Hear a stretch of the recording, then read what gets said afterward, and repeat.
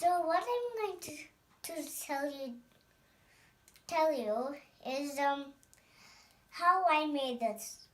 I used an aluminum foil and tape and these என்னது அது? What did you make? What did I make?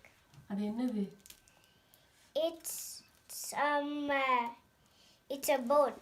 சரி காமி தெரிய மாட்டேன். I used tape and aluminum foil and these straws to make a boat. Okay. So first what I do is I made the body and then I found the square part and then I bend it like the shape. First the shape was like this. It was a square and it was flat. And then what I did is on the top I bend it. You fold the aluminum foil. Yeah.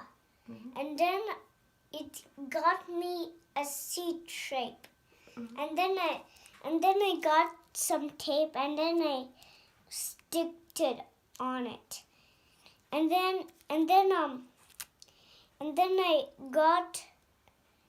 I got these straws and then I got some tape and then I stick them to the boat. Oh. Nice. Now let's see if it floats. Wow, it floats, Harni. Yeah, it does. Big things float, small things sink. Heaviest. Yeah, the heaviest sinks and this